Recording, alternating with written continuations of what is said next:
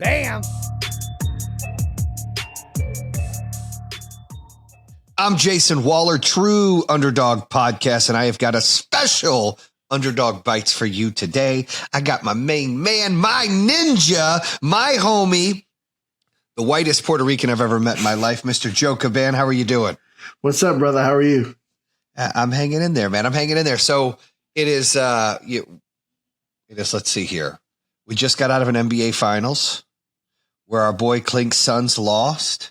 I love the Greek Freak. I just talked about it earlier on a podcast, how badass that guy is, how the excitement of him winning the championship, the innocence of how happy he was amazing, right? It was real. The humility, it was real. You know, you get these arrogant ego people, you know, the LeBrons and stuff, and it's just not the same when you see somebody excited to win the way he was. So, you know, today's show, though, is the only real failure, right? Like the Suns tried and then they failed.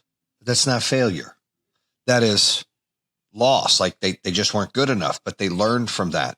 But the only real failure, I think, Joe, is quitting. You agree? Absolutely. Absolutely. Yeah, I can think, you know, there's been times I've quit stuff before and had regrets. Like I quit playing football in high school. I wasn't good. I was good enough to probably be the starting quarterback or at least compete for the starting quarterback in JV back at Central Cabarrus, but I quit the team. Mm-hmm. And, you know, I played quarterback from 4th, 5th, 6th, 7th, 8th grade, moved to North Carolina and quit the team. And our quarterback was all right. He wasn't great. His older brother was the quarterback for the varsity. They had Jimmy Means to hand off to, Natrone's little brother. So it's not like you had to be a great quarterback anyways. But one of the regrets I have is quitting. I was like, asked you chasing girls, got my wife, you know, started dating her. And I just kind of quit. And, you know, I went through a podcast not too long ago where 25 jobs I've had before I opened my first business, right? At 24 years old. Lots of jobs I quit. Most I don't regret. Some, I mean, well, actually, I don't regret any of them now. But, you know, when you quit things, that's failure. And we've all done that before. When are some times that you've quit where you've regretted quitting before? I've had some similar situations like you, playing sports at a young age, just quitting. I think I quit because I made excuses about my life and how my life as a child was, like not having money, like to pay for being on a sports team, that kind of stuff. So you kind of use those excuses as like, well, that's the easy way out. You know what I mean? Like, hey, can't afford it. I'm not going to play this year. I could have probably found a way to afford it. I could have asked family members for money, that kind of stuff, and found some ways to afford it. But I think using those as excuses growing up, I use that a lot. Being broke and not having money as ways to say, well, I can't afford it, so I can't do it. So I regret not playing sports and just obviously that's both of our passions. We love sports, and you never know how your life could have turned out. Even you as a quarterback, you could have probably made a college team. Like who knows, right? But you'll never know. You could have played Division IV ball. Who knows, right? Do they have a Division IV? Because if they do, I might have made that team, dog. You could have made the Rita football team. Who knows, right? You could have did something like that. But yeah, those very similar to you, just kind of regrets and things that you enjoy in life, things that we enjoy now. It's like, man, what could have been? I could have probably been a decent lineman or something. Like, who knows, right? Just who knows? Yeah, I agree. And, you know, in relationships, sometimes people just quit on relationships. And I've heard people, I have friends who are divorced, and I've gone through marriage problems. You've gone through marriage problems. A lot of listeners out here have gone through some marriage problems. Nobody's life is perfect.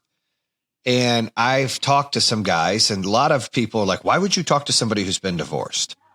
You know, you don't want to talk to somebody when you're going through problems that's still married, because they might not have been through the same problems and they haven't seen the other side. So one of my good friends, Dino, has been divorced and married 3 times.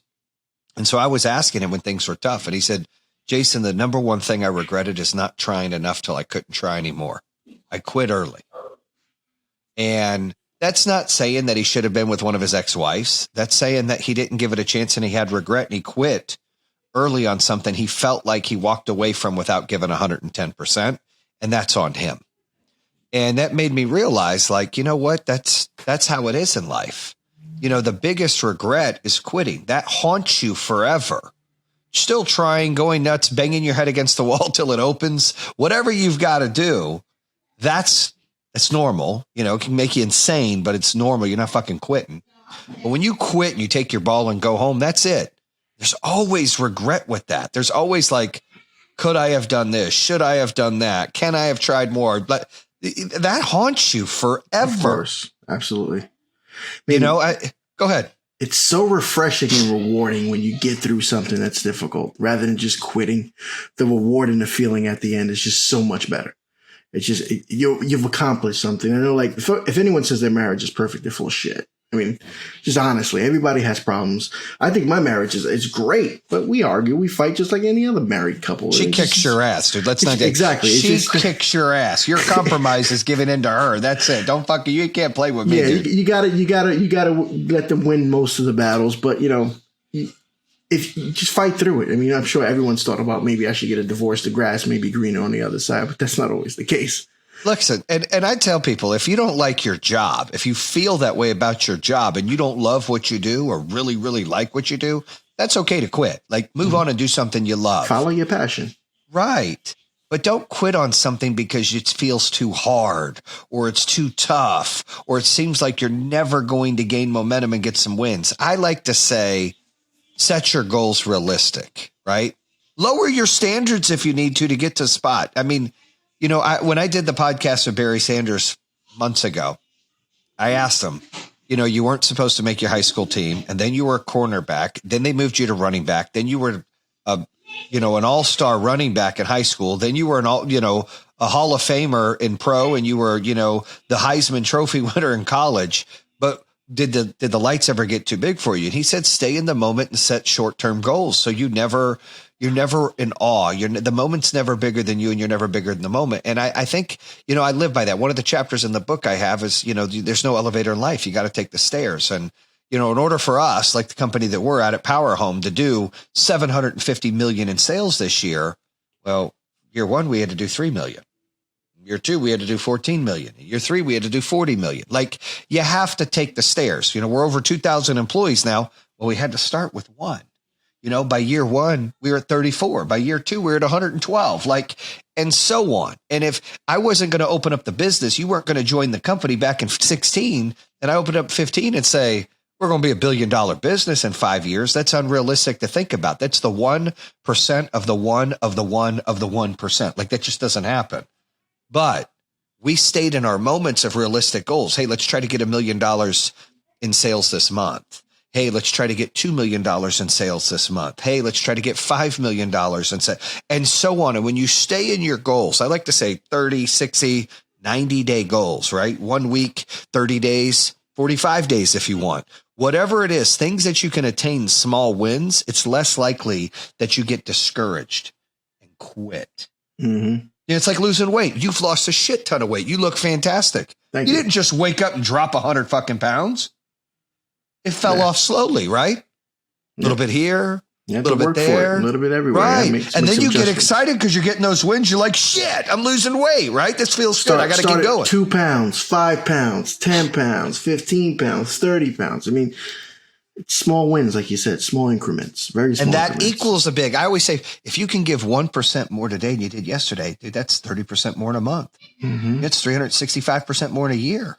So you have to be able to do that. You have to be able to push a little bit more and not quit and have realistic goals. I think, the biggest failure really is quitting early on things. I remember in 15, the end of 15, PowerHome Solar had 3 million in sales. And I remember that I talk about all the time, the trip to Disney, and Kevin Klink, who's my business partner, he wanted us to shut the doors, dude. He quit. He quit on PowerHome. It's a known fact. He's come out and talked about it. Like, he was like, dude, shut it down, dude. We're losing money. This isn't working.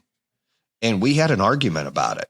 And I've given all the money I made from the other security companies and listed my house and sold my house in early 16 to put money back into the business. I wasn't taking a paycheck till near the end of 16, so almost 2 years. But I almost quit on the team. I almost quit on PowerHome. I had people around me, my wife, my business partner and best friend, everybody. That was right before you joined our team, Joe. Remember that? We were friends. You worked doing, selling security for Kevin on the call center side. And I remember almost quitting. I remember having a conversation with Ben, and I was like, man, I'm thinking about quitting. I'm trying not to. And he's like, yeah, you should probably push till you just can't push anymore. I said, no, you're right. I remember praying about it. I remember asking everybody, look, we need a little bit more cash. I don't want to have to sell my house. I can see the light at the tunnel. I need you to bet on me And everybody told me no, Joe. Every fucking body. Even Ben. And Ben didn't have it, but everybody told me no. I was like, look, what can I do to get to the next level? And everybody told me no.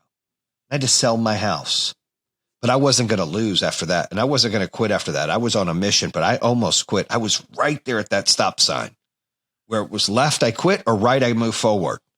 I've known you for a long time. Quitting ain't in your vocabulary at all. But I almost did, dude. I almost did. I contemplated it. It almost broke me, but it didn't. Right. That's the deal. Like, I always feel bad if I get in fights, man, because motherfucker better kill me, dog, because I ain't quitting. Right. So it's like, I'm going to keep coming and coming and coming. But that's how I feel in business. And, I'm so glad I didn't quit because we have over 2,000 employees. We have over 30,000 customers. We've changed so many lives, customers and employees. And that's what it's about. And that's what's so exciting.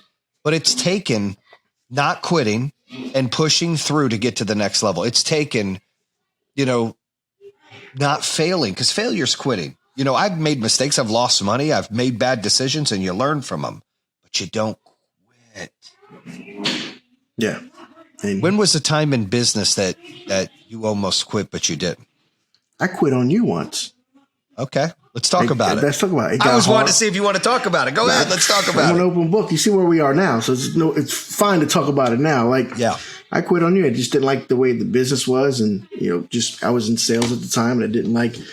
This was with the home security business. Yep. So you got to let the listeners know. Yeah. Home security company. I was on the phone doing phone sales. I didn't like other people were making more than me at the time for certain things. And I got frustrated. And rather than just keeping my cool and reevaluating it, because everybody who knows me, you can try to knock me down and I'm just going to keep rising to the occasion every single time. If I'm selling 50, I'm going to sell 100. That's just how I am. I always think ahead and, like you said, set those small goals. But I got frustrated. And instead of sitting down and thinking about it, I made a rash decision. I said, fuck it, I quit.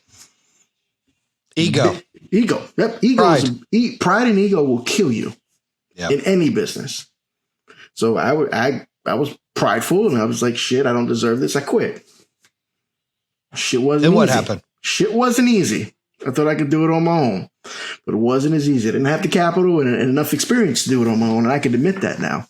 I was dumb. I was young. I was naive. Well, that's the humility that comes with experience. Mm-hmm. Right. That's the humility and humbleness that come with trying to do things. And look, we're still best friends. Like, that's what happens. Sometimes people have to go their other way and find out. And you've been a huge part of our success. You have helped build PowerHome, right? You have been in the trenches. You have done all these great things. You're a director. You've got a ton of people that report to you. You've had your hands in every aspect of our business. And I'm thankful for that. And I have tons of gratitude and appreciation.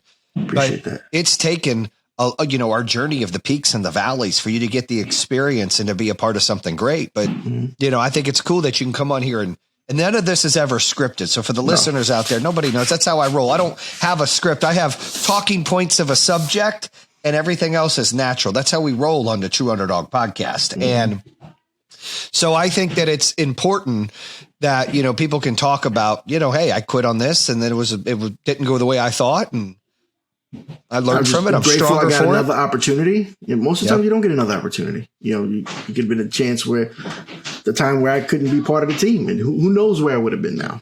I'm happy with what I got now and what I'm doing. Love what I do. I love what you do too. The more I can do for other people, even better. The better I become, the more I make, the more I like to give. So, if I make more and more I give to other people and charities and everything. So it's a blessing. It really is a blessing. It is. No, I would agree. And so now you've been watching the show 2 Minute Drill. Mm-hmm. You watched a few of them? I watched a couple episodes. Yeah, I got to start binge watching. I like to binge watch stuff. So when I have 4 or 5 hours. What'd you think about the dude with the $42 mug, dude? That show just came on. I love the fact that I love when they keep beating around the questions that you ask him and they just kind of talk about other stuff. He's an artist. It's time. And I love when you just slam the clipboard down. I was like, shit. And I think you're a perfect fit for that show. I think you're the mix of if you watch American Idol, you're like the Simon Cowell, like the Mr. Wonderful kind of mix. Like I'm not gonna. That's on the shows like that. Yeah, it's like that. It's a mixture between like Shark Tank and American Idol. Like it's a cool show. I mean, it's definitely different than Shark Tank, but yeah, you do really well on it. What I've seen so far, you get a perfect. I appreciate it. I did get pissed off at that guy. All that, none of that's scripted. I kept asking the guy a question. I'm like, why are you dancing? Answer the question. I said, I give up, dude. You know, they filmed 2 hours of that shit. There were some F-bombs and some S-bombs. I was, shit. No one knew they edited a lot. They cut it out, man. They could put an hour in there. I'm like, dude, keep it real. Let the people know, like, this guy pissed me off. They hired you. They hired some extra editors. I promise you. It's fun filming that show. David Meltzer he's a genius. He runs that show. Now, he's also my coach. He sounds like an awesome guy, though. Just such a great human being. And, you know, he's the original Jerry Maguire. So, you know, the movie's about him. So let's talk a little bit about, we talked about the only failure is quitting. Mm-hmm. You know, you talked about some experiences. I've talked about some experiences. Let's talk about, since we have a little time here, let's talk about sports. Let's talk football. Okay. Let's talk football. Love football. So I remember. The Lions? All right, so we're going to fucking talk about the Lions. And for you guys out there that aren't Lions fans, kiss my ass. You can turn the show off right now and come on to the next episode. That's fine. But for you guys out there that are Lions fans, you're going to appreciate and respect what I've got to say. And look, Kelly Stafford, you might be even listening because you're responding to my comments, and that's fine too. I've got nothing against Kelly Stafford or Matthew Stafford as people. I've got nothing against him as talented as he is and as a player, right? And what he meant to the city of Detroit. But here's my problem. We'll talk about it. Trade comes through. I shit you not. When I see the trade come through and they were talking about 2 first-round picks and a third-round pick, I thought the Lions gave up Stafford and 2 first-round picks and a third-round pick for Goff. That's what I thought. I shit you not. I said, what? We just gave away our entire future for Goff? Then when I saw that story turn, it would like I understood what happened. They gave away 2 first rounds and a third and Goff for Matthew Stafford. And I said, ooh, we just stole a bunch of cookies out the kitchen. Like, what just happened? It's Roy Williams all over again. My goodness. And here's I got a couple comments. So, and then I want your feedback. So I saw that. And what really pissed me off is I love Matthew Stafford. He's got all the talent in the world. But I've gone on record on Woodward Sports, and I'm going on their podcast very, very soon, like a week. And I've gone on record on their post. And I have said that they said, was Matthew Stafford a top 6 quarterback? Because the lovely Dan Orlovsky, ESPN announcer that, you know, was a glorified backup to Matthew Stafford and carried his clipboard around all day, loves him some Matthew Stafford. There's nothing wrong with that. You're allowed to love somebody. It's great. But he's blind because he paints him. He's number 6. I mean, I could think of 9 or 10, and we want to get into this. We should 9 or 10 quarterbacks that are better. But I will tell you this. I posted on there. He's not a top 6 quarterback. He's our version of Jeff George. Mm-hmm. He has all the talent in the world and a nice guy. He just doesn't win. Therefore, winning has to play a part in quarterbacks. And I don't want to hear that bullshit from people. You can't judge everybody by wins or Super Bowls. Do you judge pitchers by wins and fucking championships? I think you do. It's the same thing. I love Dan Marino, but he's not even a top 5 quarterback because he's never won a Super Bowl. That's just me being honest. I love him. He's got more talent than probably anybody that's ever played, but he's not top 5 because of that. I mean, you can go Tom Brady, Joe Montana, Peyton Manning. What's his name that from the Steelers? I mean, you just go down the list. You got 5 or 6 or 7 or 8 that are better than him, in my opinion. Now, it's just an opinion. So I said that. Kelly came out and was like, oh, Solar Man, you better stay in your lane. And you don't know all the facts. Because I said funny. He's never won anywhere at period. Not in high school, not in college, not in pro. I stand corrected. He won a high school championship. It came to surface. Count. Nobody told me. She wanted to let me know, as did his high school buddy from 20-something years ago, that, hey, buddy, we won our high school championship. Yeah. Fantastic. He won his Pee Wee championship back in 98. Yeah. Doesn't matter. Right. I won the Madden Bowl championship with us playing. Like, listen, he didn't do really well in Georgia, winning a lot of games. And he's like 9-67 against winning teams in the Lions. And people say, well, he didn't have talent. Well, I mean, he didn't have talent around him. It's bullshit. You had the second best receiver of our generation behind Jerry Rice, catching balls from him in and Megatron and Calvin Johnson. You had Golden Tate. You had Nate Burleson. You had Kenny Galladay. You had Marvin Jones. You had 3 number 1 first round freaking tight ends. Don't tell me you didn't have talent.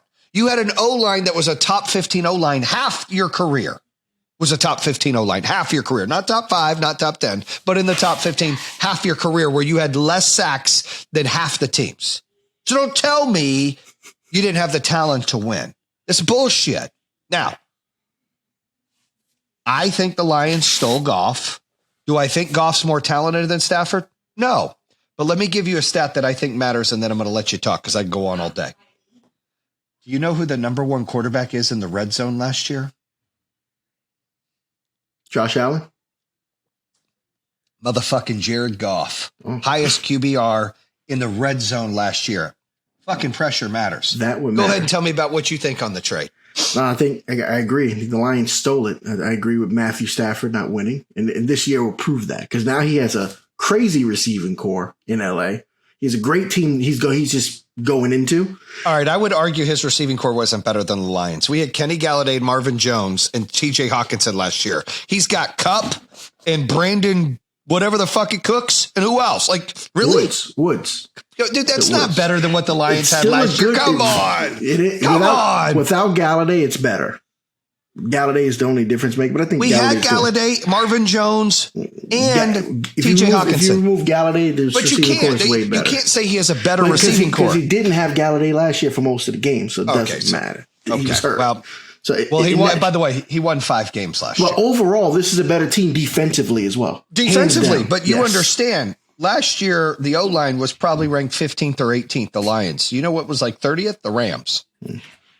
Still, but he still had no excuses. Joe, if we give you 12 seconds to throw the football, you'll be a fucking Pro Bowler. I'll be a Hall of Famer. Right. Mm-hmm. Like, what's he going to do with an O-line that's worse than where he was at? I'm not saying he's going to do good. I'm trying to insinuate that he's going to fail, and that team won't make the playoffs. And then, so you're on record saying the Rams will not make the playoffs. Will not make the playoffs next year. And it's not Stafford's fault, but it's just, could it be an ego thing with McVay? Because listen, David knows the owner of the Rams, and he thinks, and comments have been made where McVay and Goff really didn't see eye to eye, kind of like a Belichick and Brady. Now, I'm not saying Goff is Brady, and I'm not saying Goff is a fucking Hall of Famer, and I'm not saying Goff is going to take us to the promised land. I'm just saying we need a change. Rams need a change. This is a little different. He doesn't have the talent. I've talked to a couple of the players on the teams. I'm friends with a few of them. They said, dude, he doesn't have the arm talent and the skill set as Matthew Stafford, but he's a way better leader and a cooler person. That's what they've said. You can't make this shit up. So I think that matters a little bit. Now, is he the big, like, let's burn the damn ships and we're going to kick some ass guy? No. But Stafford was nothing. He was like, he wouldn't change the plays. He was very quiet. He didn't he's just not that guy. He wasn't very vocal in the locker room. Right. Where I think Goff has a chip on his shoulder. Like, Stafford has all the pressure. Think about that. My boy Sam, he's friends with him, talks to him. He's like, yeah, it's going to be kind of hard putting, big shoes here to fill in LA. They got high, expectations for me. Yeah, I think they do. When the Lions paid you $125 million, they had high expectations for you too. Yeah. And I'm not saying he's a bad guy or he's a bad player, but he's our version of Jeff George. Can I give you another thing? Okay. Yeah. So first of all, let me correct you. In Darren Marino's top 5, I don't give a shit what you say or how you try to. I don't give a shit if he won 0 Super Bowls. Guy's a legend. He's a legend, but he's not top 5. He's not top 5 ever, though. But he's not top 5 ever. He's number 5 in my book. Okay, he's number 5. Maybe 6. But go ahead, carry on with your statement. Okay, so I'm going to give you a name, and you tell me if this reminds you of something. Kirk Cousins, 2018. Washington Redskins becomes a free agent. The Vikings were not a Super Bowl contender, and they signed Kirk Cousins to the most guaranteed money ever in the history of the NFL. Mm-hmm. Immediately, all of the media said, Vikings are Super Bowl contenders. Kirk Cousins is going to change the game. I'm still waiting. We're 3 years in. I'm still waiting. Okay. You can change the outfit, right? You could change the outfit, but it's the same damn player, guys. It's the same damn player. Nothing changes. The amount of money doesn't change anything. It's all about what's available at the time. You can be an average quarterback and be a free agent to be the best average quarterback there. Someone's going to throw money at you. But my point is everybody was on the Vikings are going to win the Super Bowl bandwagon. Great defense, great running game. Oh my gosh, the receivers. And now Kirk Cousins, they were only missing a quarterback and they were going to win it all. They got Kirk Cousins. Okay. That's how I feel about Stafford. Everyone wanted to run Stafford out of town. They were like, he's not even that good. What's going on? And not in Detroit, but like all over. ESPN, everybody was painting the pictures of Stafford's not that good the last few years. But once he got traded to the Rams, they showed every great play he made, including his rookie fucking year where he broke his shoulder and threw the pass at the Browns. We were at that was 10 game. years ago. I mean, yeah, we were at the game. I did a lot of crazy shit 10 years ago, too. You put highlights on, okay? Let's talk about now. And then they showed every bad play for my boy Goff. That's fucked up, man. That's wrong. That's wrong. So this is the perfect position for you guys. You guys dump Stafford, which is fine. Goff ain't the long-term answer. We all know that. He's going to give you 3 more years of quality football. It's going to be quality football. It's going to be managed. He's going to manage the game better. He's not going to make. So you think they're going to draft a quarterback next 2-3 years? Yes, I do. So you understand he's made 2 Pro Bowls and been to the Super Bowl once. Not 1 Pro Bowl, 2 Pro Bowls. Stafford played 10 years, and he was our franchise quarterback. He made 1 Pro Bowl as an alternate. But let's go on record. He's not your long-term answer. If you think he's a long-term answer. Was Stafford our long-term answer? No, he we had him for either. 10 years. We had the motherfucker for 10 years. I understand. But he's going to manage the game for you well. He's not going to make a bunch of mistakes. You're going to win some games with him. He's not going to throw for 400 yards. It's not happening. He's not going to light the field up, but he's going to manage the game better. He's a better Chad Pennington to me. A better Chad Pennington. Chad Pennington, you brought up that stat about the red zone. Chad Pennington was the best in the red zone for many years in the NFL. You can look that up. He's a better Chad Pennington. He's better arm, and he's just overall manages the game a little bit better. So how did he make the Pro Bowl twice? Because I don't think Chad Pennington ever made the Pro Bowl. I don't know if he did either, but Chad Pennington was good. I mean, a lot of quarterbacks make the Pro Bowl that aren't that great. 4,000 yards, 45 touchdowns. If you don't throw for 4,000 yards nowadays, there's a problem with you. But I'm just saying, like, that doesn't make sense. The game has changed. He's a good. I didn't say he was bad. You're making it seem like I'm saying he's bad. Chad Pennington. He's a better Chad Pennington. I didn't say he was. He's better. Because this is the same stats you brought up. Red zone. Chad Pennington was the best in the red zone for years. Didn't make mistakes down there. Goff doesn't either. But you have to get down there. You're not always going to be in the red zone. So what happens outside? What does Goff lack that Stafford has? Arm strength. That's about it. Probably arm strength. That's it. But Jamarcus Russell had arm strength. Mm-hmm. Dumb as rocks. Jeff George had arm strength. Mm-hmm. But you expect to win 11 games with him? Or 10 games? Be realistic now. I'm going to put you on the spot now because every year we look at the calendar together and you're like, oh man, win. Green Bay, win. Minnesota, so you ready? Win. Ready? I have us 8-9 this year. Really? That's the most realistic answer you've given me in 10 years. I have the Rams 8-9 as well. I have them saying that. And I have the Lions beating the Rams in LA. You going to that game? Yes. Yes. Taking Christian. We're in a box, the owner's box with David Meltzer and crew and his family. And yes, we're going to that game. Nah. And to us, that's our Super Bowl. That's the most realistic record you give me going into a season in a long time. And listen, shit can happen because every year one team goes from the bottom to the top. Now look, I'm just going to be honest. Aaron Rodgers ain't going to play. So who the frick? Sounds like they don't even want to pay Devontae Adams now. Who is going to win in the NFC North then? The Bears have a rookie quarterback. And the Vikings have Kirk Cousins. Yeah, Kirk Cousins, bro. So my point is it's anyone can. It's anyone's game in that division with a 9-8 record. Mm-hmm. I said 8-9, but we slip up and go 9-8. We could make the playoffs on our division. Yeah. You have a shot. Anybody in that division, especially if Rodgers doesn't play, you have a shot. Anyone in that division has a shot at that point, unless Love comes in and lights it up for Green Bay. If Rodgers, you never know. You just never know.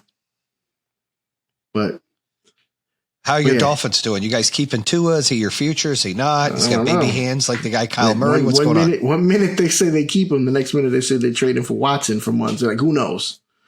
But I think they end up keeping him. They give him one more year. I think last year he looked good. He looked like a rookie. He held on to the ball too long, in my opinion. Every time he had it and he had to pass it. He was a rookie, though. Yeah, rookie jitters, and he played like a rookie. Hopefully this year he plays a little better. They said he looks good this year so far, what they've seen. So Kyle Murray was a rookie last year too, right? No, 2 years ago. No, 2 years ago. That was the second year last year. But yeah, Kyler Murray, Arizona, will they make the playoffs? You think? No. Someone thinks they're going to win the Super Bowl at 40-1. Our boy Clink over there. I think the Bucs have a great shot again. Yeah. So top 5 quarterbacks in the league right now go. Tom Brady. Okay. Patrick Mahomes. Mm-hmm. Deshaun Watson. Number 3. Yeah, dude. 4 would be. I like Josh Allen at 4, and at 5 I like. It's a hard one, but I'm gonna go with. I like the Chargers quarterback, Justin Herbert. The guy's a stud. He is a stud. But those are my top 5. I'll go. But I was arguing with Prater and all them, and they were trying to tell me, they put Stafford up there. I'm like, well, was Stafford top 5 last year? No. Okay, well, that doesn't make sense. Now, to me, it's Mahomes, Allen. I'll put Brady 3, even though I hate him. And then I'll do Aaron Rodgers, Russell Wilson. Well, I could have put Aaron Rodgers in there, but he's not playing. You don't know that yet. Okay, well, if he played, I would have him at 3 or 2. I'm just. I'd have him at 2 and push everyone down. I'm just thinking the quarterbacks in the league, regardless if they play this year or not, who's the best. So you'd have. Then I think Aaron Rodgers would be 2, and that'd push everybody down. Gotcha. I still think Brady's better than him. And you're not an Aaron Rodgers fan because you hate Green Bay. I don't like Aaron Rodgers is one of 5 people I'd like to punch in the face. Do you have a list of 5 people you want to punch in the face? I do. In the NFL, Tom Brady's 1 through 5. Life. Tom Brady's probably the top 3. Chris Cuomo is 1. Aaron Rodgers is 2. Bernie Sanders is 3. The new coach, what's his name? That coached Ohio State. He's the coach of the Jacksonville Jaguars. Urban That's Meyer? that's number 4.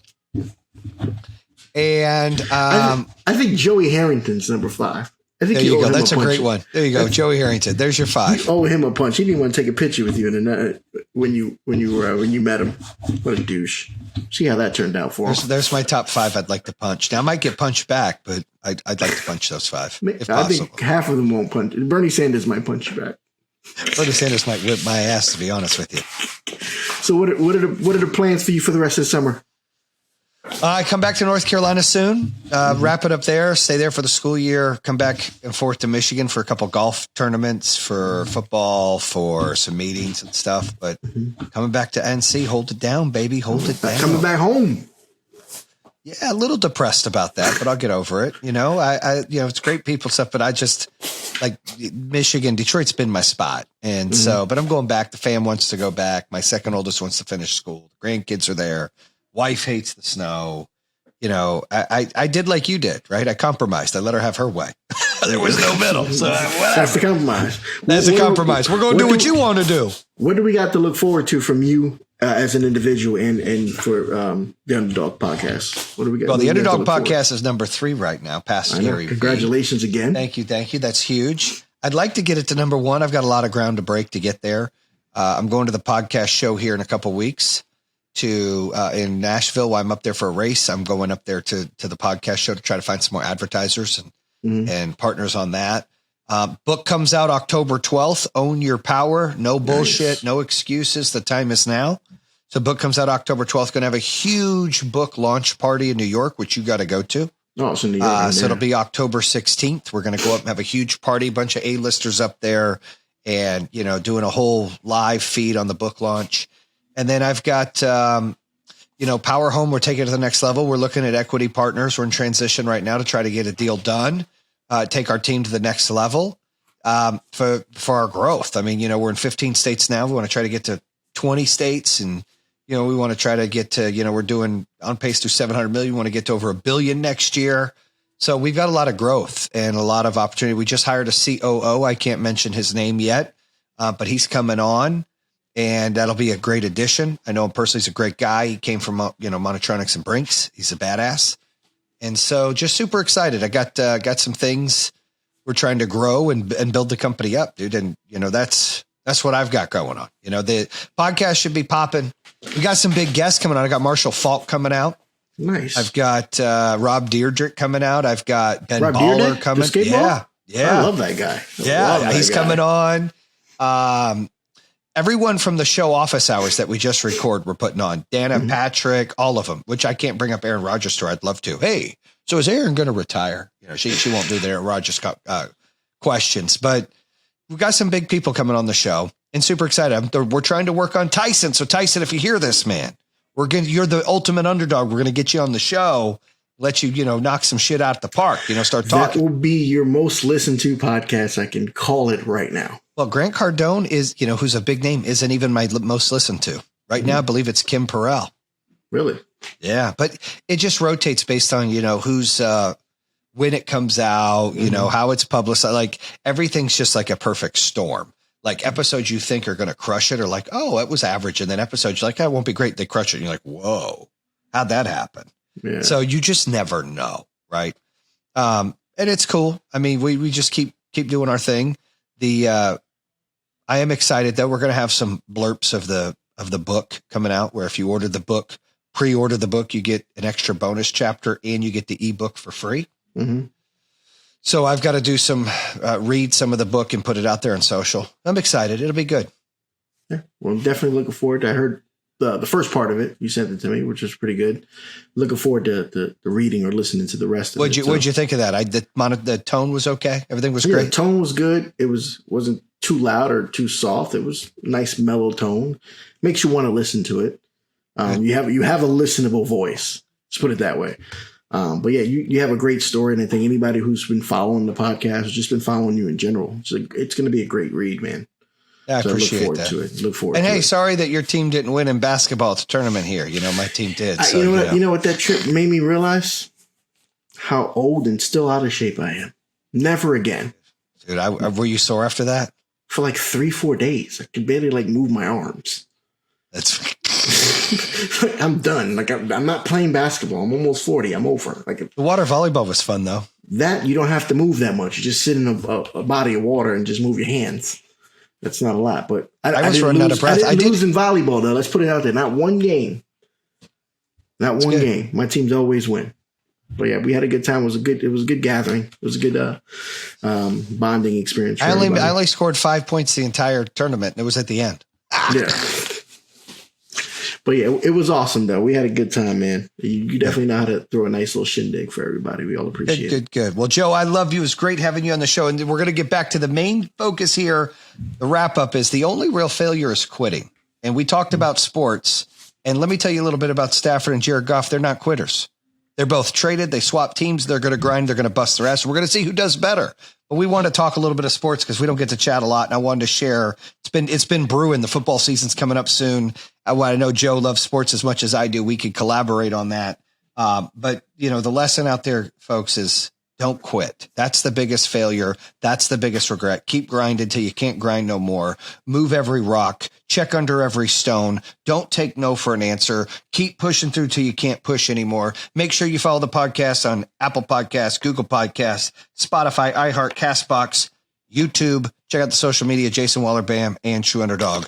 Bam! And that concludes another episode here on True Underdog. If you're interested in hearing more, make sure you subscribe at iHeartRadio, Spotify, Apple Podcasts, or the YouTube channel. You can always visit TrueUnderdog.com, subscribe to all of them. Make sure you check out our newest episodes coming out on Mondays and Thursdays. True Underdog, baby. Bam!